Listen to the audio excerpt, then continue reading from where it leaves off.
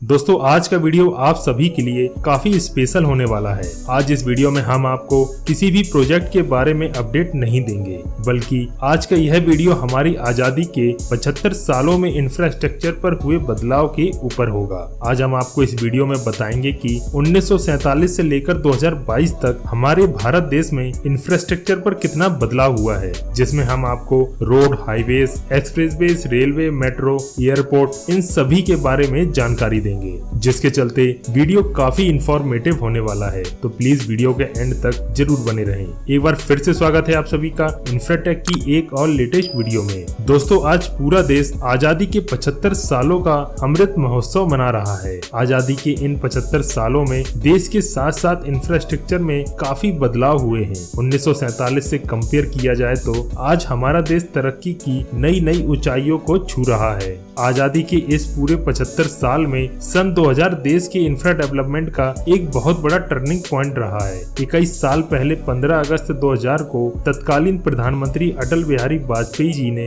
प्रधानमंत्री ग्रामीण सड़क योजना को लॉन्च किया था, जिसके चलते छोटी छोटी सड़कों के जरिए देश के लाखों गाँव के करोड़ों किसान विकास के राजमार्ग से सीधे कनेक्ट हो पाए। सन 2000 सिर्फ किसानों के विकास तक ही सीमित नहीं था, बल्कि ये वह साल था जब सरकार ने देश के विकास में इंफ्रास्ट्रक्चर के महत्व को समझा और इसमें भारी निवेश शुरू किया। अगर इन 75 सालों में देखा जाए तो देश में सबसे ज्यादा निवेश सड़कों पर ही हुआ है। वर्तमान में देखा जाए तो हमारे देश में कुल 63 लाख किलोमीटर लंबी सड़कें हैं, जो अमेरिका के बाद दुनिया में दूसरे नंबर पर आती हैं। इनमें से करीब 73% ग्रामीण सड़कें हैं, जिनकी कुल लंबाई 45 लाख किलोमीटर से ज्यादा है। दोस्तों देश की आजादी के बाद 1951 में पहली बार सड़कों की लंबाई नापी गई। तब यह सिर्फ 2,06,000 किलोमीटर लंबी थी। इसके बाद 1991 में उदारीकरण शुरू हुआ तो यह बढ़कर 12 लाख किलोमीटर हो गई थी, तथा जब सन 2000 में प्रधानमंत्री ग्रामीण सड़क योजना शुरू हुआ तो ग्रामीण सड़कों की लंबाई 19,77,000 किलोमीटर की थी।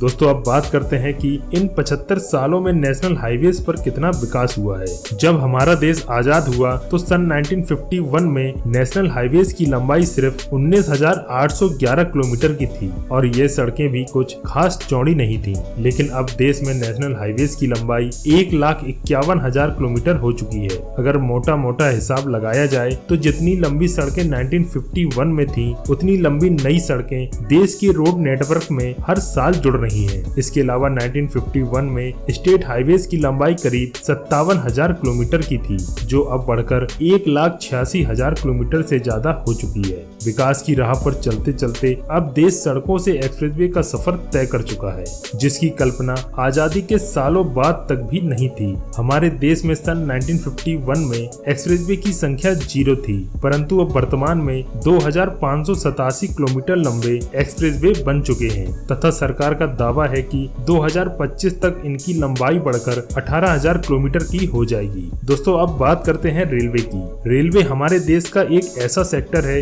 जहां आजादी के वक्त भी हमारा देश दुनिया के कई देशों से आगे था। अगर बात करें सन 1951 में रेलवे रूट की कुल लंबाई करीब 53,000 किलोमीटर की थी, जो अब बढ़कर करीब 68,000 किलोमीटर की हो चुकी है। वैसे रेलवे की लंबाई बढ़ने की गुंजाइश अब काफी कम हो चुकी है, क्योंकि लगभग हमारे देश के हर हिस्से में रेलवे की सुविधा उपलब्ध है, जिसके चलते अब रेलवे के द्वारा ट्रैक के विद्युतीकरण, ट्रेन की रफ्तार में बढ़ोतरी तथा स्टेशन को वर्ल्ड क्लास लेवल के बनाने पर काफी जोर दिया जा रहा है। इसके अलावा शहर में रोजमर्रा की यात्रा के लिए मेट्रो पर भी काम तेजी से चल रहा है। अगर वर्तमान में देखा जाए तो देश के 15 शहरों पर मेट्रो सेवा शुरू हो चुकी है, तथा 16 शहरों में मेट्रो प्रोजेक्ट पर तेजी से कार्य किया जा रहा है। दोस्तों अगर देश में इंफ्रास्ट्रक्चर की बात हो रही हो और हवाई यात्रा छूट जाए तो बात अधूरी ही रह जाएगी। AAI यानी एयरपोर्ट अथॉरिटी ऑफ इंडिया के मुताबिक इस वक्त देश में 487 एयरपोर्ट या रनवे मौजूद हैं, जिनमें से 137 एयरपोर्ट AAI के द्वारा संचालित किए जाते हैं, जिसमें 30 इंटरनेशनल एयरपोर्ट भी शामिल हैं।